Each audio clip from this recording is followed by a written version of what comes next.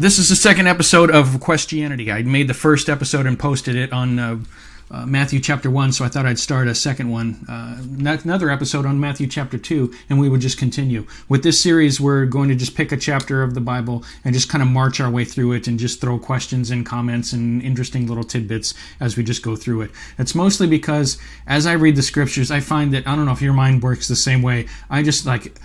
question after question comes up and I go, that's interesting, and I'll stop and I'll look it up if I'm available. If not, if I'm just driving and listening to the King James, then I'll just kind of chew on it as it goes by, but I spend a lot of time trying to focus on exactly what's being said instead of dwelling on something that was already said. I try to track with it. But in this case, we can take our time and do what we want. So I've got the screen going here.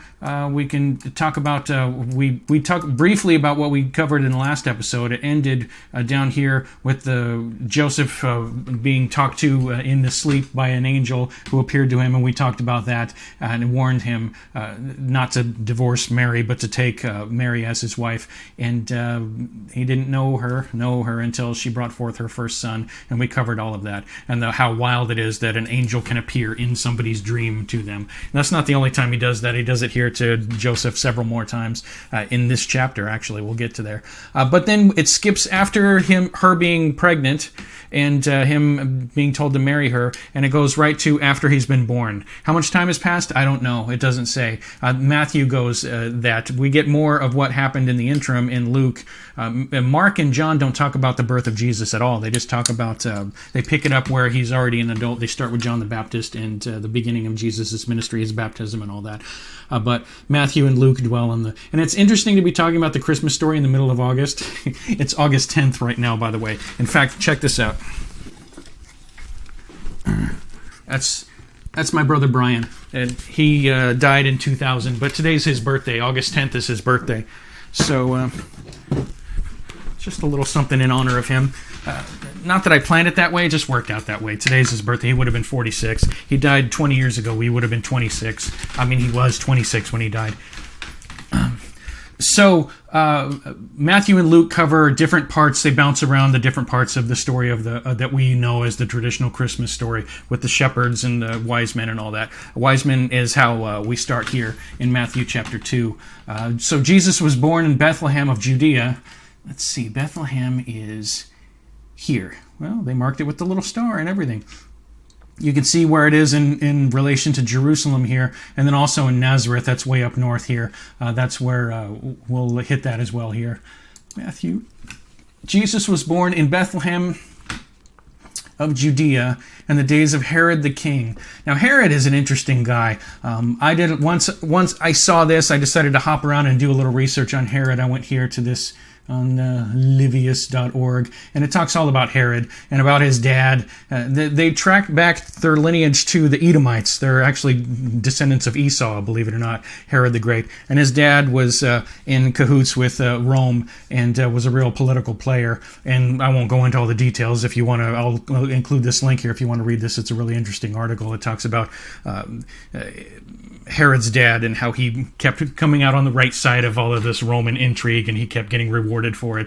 And basically, he worked so that his son here, Herod, could get could be in charge in that whole region there. So, and he had a little bit of hiccups too, but I won't go into that. Read the article; it's cool. All that to say that Herod was an Edomite, and even though he was raised as a Jew, his family converted to Judaism, and he was raised Jewish. He still was hated by the real Jews because it's funny, they think that the Edomites are kind of impure a race of people, which is ironic considering what happened in their history and having that done to them, having people think their race is impure and they're less than.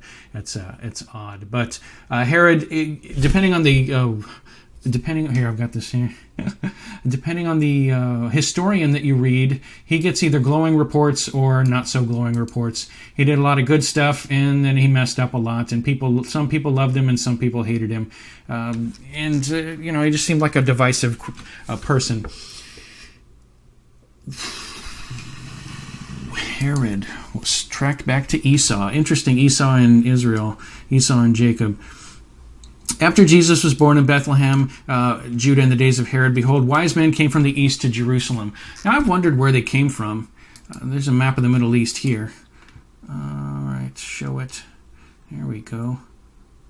Probably somewhere here in near Babylon, I guess. I mean, depending on what you read, they say that from this whole region here, all it would determine is the length of time that it would take to get there. If they came from Babylon, then it would take about 3 months overland for them to get to Jerusalem, which people, they use it to try to determine when the star appeared to them, telling them to go east. That whole story is crazy in and of itself. A star appears to them, and they know it's the king's star, and they know somehow it's attached to the announcement of the birth of a king of the Jews of all. I mean, I wonder what was it, placement in the sky, and they were astronomers, apparently magi, which is the same root for magician, and astronomer, and astronomy and astrology were blended back then. So these guys read the stars and thought, all right, let's go see the king. We got to go worship him. Why that would be, even if they recognized that the star indicated the king of a new king of Israel, the king of the Jews, then why would they feel compelled to go and bring gifts and worship it? I don't know.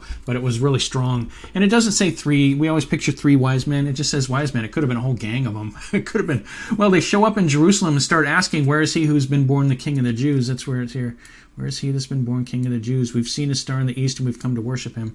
Picture a flood of wise men. Maybe there's 100 of them. Maybe there were just 3, but they probably had a lot of people with them, and they just kind of flood into Jerusalem, and everyone spread out and try to find where the king, someone's got to know where the new king is. So it put the city in an uproar, and Herod heard about it. It says here, when Herod heard this, he was troubled, and all Jerusalem with him. Now, I don't know if that means all Jerusalem was troubled by the questions that the wise men were asking, or if it was a case of, if Herod is troubled, then we're troubled too, because Herod is such an overpowering person that whatever his mood is affects the whole city. So they might have been troubled because of Herod's troubled nature. But in any case, all of these wise men came from the east and said, show us where the new king is so we can worship him. And Herod, being who he is, if you read that article, you'll find out, runs in his family. He worked hard to secure his claim to the land and his lineage. He wanted his sons, and he wanted to set up like a kingdom within Rome. He was in good standing with Rome, but he also did a lot of stuff that kind of was on his own. He was kind of a rebel. So Rome liked him because he kept the people happy. He did a lot of great building projects, but then he also really exercised his own autonomous control, which kind of Mark Antony and Augustus kind of they kind of turned the other cheek about that.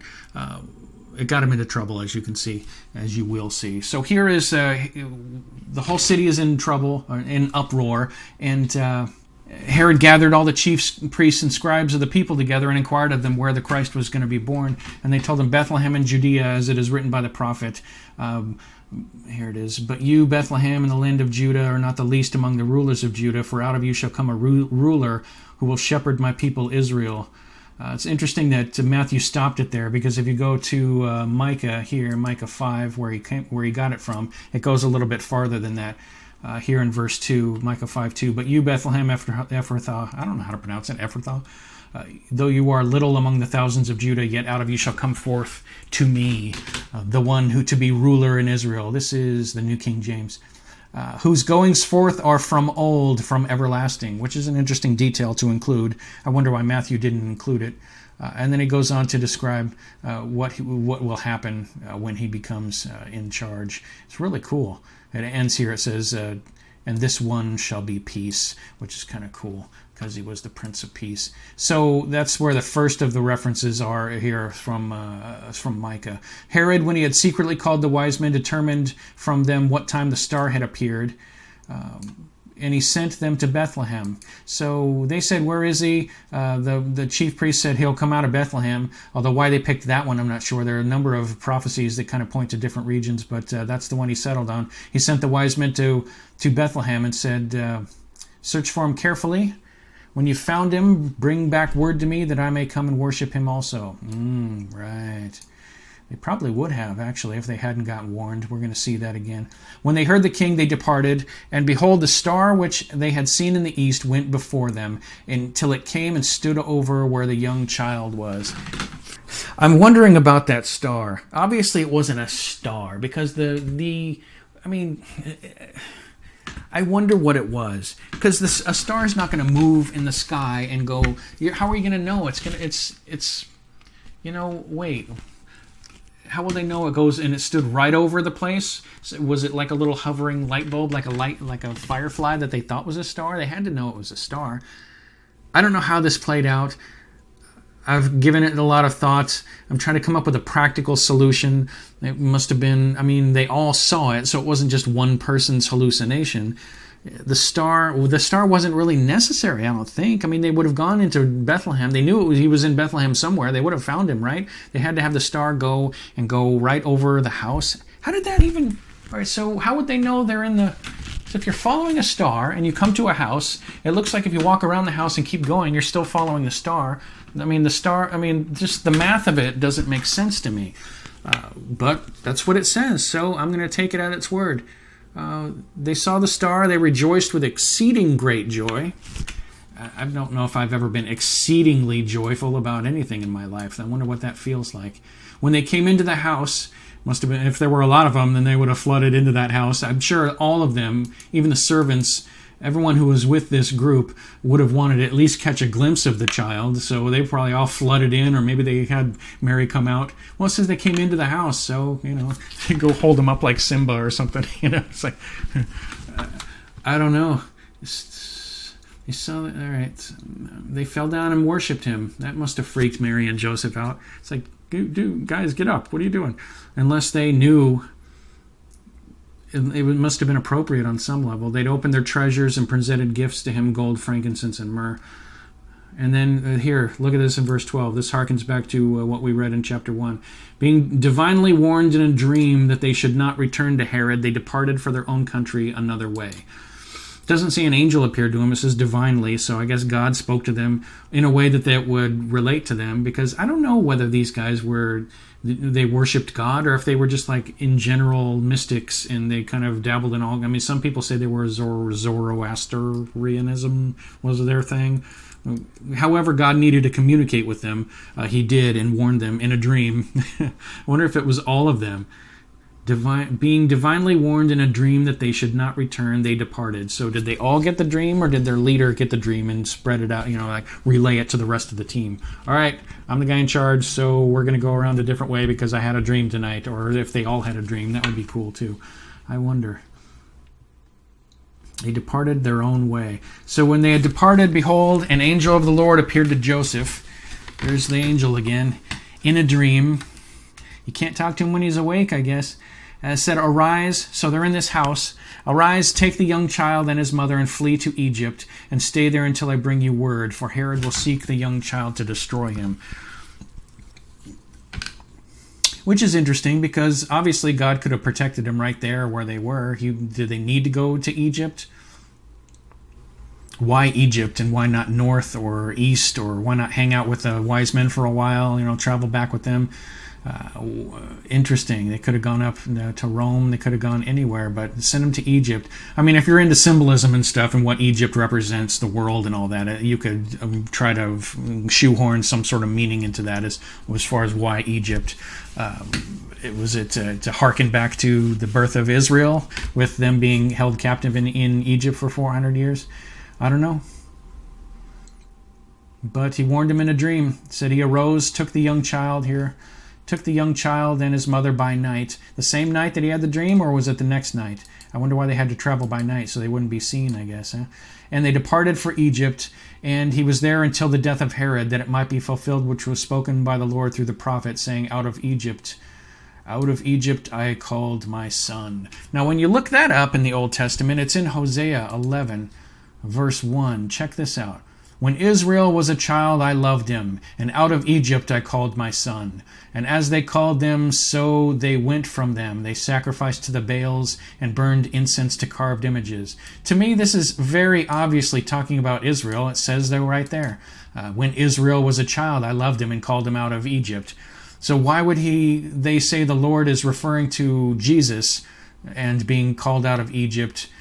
It doesn't seem to have anything to do with the Messiah. It doesn't seem like a messianic thing to me. It just seems like Hosea is talking about Israel. So how Matthew pulled that out of there, or who made that connection, I don't know. I don't know. Is it okay to question it? It doesn't seem like it fits to me for some reason. But out of Egypt I have called my child, so my son. Verse 16, then Herod, when he saw that he was deceived by the wise men, was exceedingly angry. So we've got exceedingly joyful earlier and exceedingly angry now. You don't want to see it. You want to see Herod when he's angry. Sent forth and put to death all the male children who were in Bethlehem in all its districts from 2 years old and under, according to the time which he determined from the wise men. The scholars say this is not referenced in any other of the histories. There's quite a bit about Herod in a lot of the histories, but none of them mention this particular incident, and yet they all universally say it sounds like something he would do. So I'm not saying that this is questionable. I'm just saying that this is a Bible-only little anecdote here, and it's pretty brutal. Then was fulfilled what was spoken by Jeremiah the prophet, saying, a voice was heard in Ramah, lamentation, weeping, great mourning. Rachel weeping for her children, refusing to be comforted because they are no more. And that is in Jeremiah 31:15 here. Thus says the Lord. It's right in the middle of a chapter, but it ends as Jeremiah talking about very definite topics. As you can see, and so he definitely shifts gears here when he says, thus says the Lord. Voice was heard in Ramah, refusing to be comforted and all that. When it goes on, it's interesting because, again, it doesn't really seem to have anything to do with what is said here and how it's used in Matthew. If you go all the way down here a little bit farther in the same chapter, you get to verse 31 where he talks about the new covenant. Behold, the days are coming, says the Lord. I'll make a new covenant with the house of Israel, write their laws in their hearts and their minds and all that, which is interesting that would be in the same. I wonder if there's a connection or if they're just random thoughts. I don't know. So they go home. When Herod was dead, behold, an angel of the Lord appeared in a dream to Joseph in Egypt. So I guess the angel's not limited as far as location. He can go into your dream wherever he wants. I wonder if it was a specific angel that kept appearing to him, or if it was a different angel each time. I wonder if an angel has ever appeared to me in a dream. I don't know. Or you, has he? Is it something they still do? God warned the wise men, but the angel kept appearing to Joseph. It says, if you scroll back up here, when he talks in verse 13, the angel said, arise, take the young child and his mother, flee to Egypt, stay there until I bring you word. So that makes it seem like this same angel would be the one to come when the time is right and talk to him again. And then, but when it says here, behold, an angel of the Lord appeared in a dream. So it makes it almost sound like a different angel. If it would have said, behold, now when Herod was dead, behold, the angel of the Lord appeared again to Joseph in a dream. But the wording is just a little different. It makes me wonder if it was the same angel or not. And I guess it doesn't much matter. I guess Hebrews says that they're ministering spirits sent to, how's it go? Sent to minister to those who will be inheriting salvation. Men, in other words. Because God didn't put the world to come in charge, put the angels in charge of it, but man, it says we don't see men in charge of it yet, but we do see Jesus. He's the first. I won't get diverted here. Then he arose, took the young child and his mother, and came to the land of Israel, back home again. When he heard that Archelaus, who was also a character, if you read that article, was reigning over Judah instead of his father Herod, he was afraid to go there. I wonder if that fear was misplaced, if Joseph was a fearful person, if that fear was appropriate there. Because it says it being warned by God in a dream. It doesn't say an angel that time, but it's still a dream. You can't talk to Joseph while he's awake. Huh? Being warned by God in a dream, he turned aside into the region of Galilee. He came to a city called Nazareth. That's where we saw the map. Israel. Where'd that map go? Nazareth, up here. Yeah, so out of Egypt all the way up, bypassed Jerusalem, didn't go back to Bethlehem, all the way up here to Nazareth where it can hang out, hopefully out of the reach of Herod's son. Came to a city called Nazareth, that it might be fulfilled which was spoken by the prophets, he shall be called a Nazarene. Now, The interesting thing about that is that that's not in the prophets anywhere. That phrase, he shall be called a Nazarene, there's no prophecy that has anything to do with the Messiah being a Nazarene.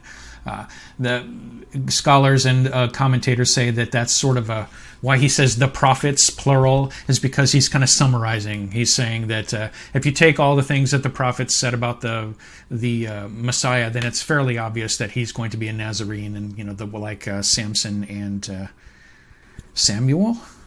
John the Baptist, I believe, was a Nazarene, but they also think that it might just be a play on words because of the Nazarene connection there. So let's see, was there anything else I wanted to talk about? I don't think. I think that's it. And Babylon, they might have come from Babylon. I've got all these tabs open here. I just wanted to see what... Yeah, I think that's it. So, we've got the wise men. We've got a bunch of references to prophecies in the Old Testament. We've got Joseph being communicated with in a dream a bunch of times, going here and there. A lot of dream work going on in here with the wise men and with Joseph. It's interesting. Sometimes he appears to people when they're awake, and sometimes sleep. Sometimes it's angels, and sometimes it's God. I'm wondering if the same dynamic allows people to be demon-possessed, because those are spirits too. And you'll see that a lot in all the Gospels about casting out demons and all that.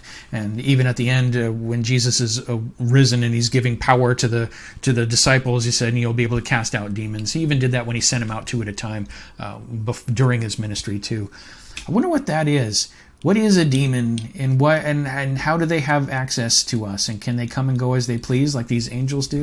Can they torment us when we're asleep, like angels apparently can come and communicate to us? Do they? What's the purpose? To influence our behavior? From what I understand, demons can't hurt us. They can just convince us to hurt ourselves and hurt other people, and to act out. We have to do the acting. They can't harm us, from what I understand. If I'm wrong, I stand to be corrected. But I wonder if that same dynamic that allows... do we have a door in us somehow in our spirit or our soul or something that allows spirits to come in and out? And how do you build a gate to keep them out? And can that same gate keep angels out if they want to come in? Demons? I don't understand. I don't know. You don't hear much about devils anymore. It's almost like as a society we've kind of outgrown it. The gospel isn't presented in a way that focuses on the spiritual aspect like that, angels and devils. It's almost passe, cliche. It's almost like an archaic kind of thing. But I wonder if they're still active. I don't know. Are there just a set number of angels and demons, or are there more demons being made all the time and being destroyed? Or are there more angels? Do angels evolve? They carrying weapons now instead of swords? Are they just always going to carry swords, or are they going to carry like a little AK-47s and firearms and things? It's probably silly. I doubt a bullet could hurt a spiritual being, but why can a sword hurt a spiritual being? I don't know. Unless the swords are symbolic of the words that they speak, and the words are their weapons, maybe. I don't know. But yeah, so there's a lot of interesting activity going on in these first couple chapters of Matthew, and I thought we would just play with it and see. Let me know what you think of this series. If you like it, I'll keep doing it. Actually, I'll probably keep doing it anyways, because I'm trying to practice what I preach and follow what the Lord says. So to say, let me know if you like it, and if you don't, I'll stop doing it, kind of puts the power in your hands, and I'm not sure that's appropriate yet. I'm just going to have to judge the fruit of it. Judging. That's a topic we're going to hit in another format, hopefully sometime soon. All right, that's it for now, and hopefully I'll continue this, and we'll see where it goes, and thanks, bye.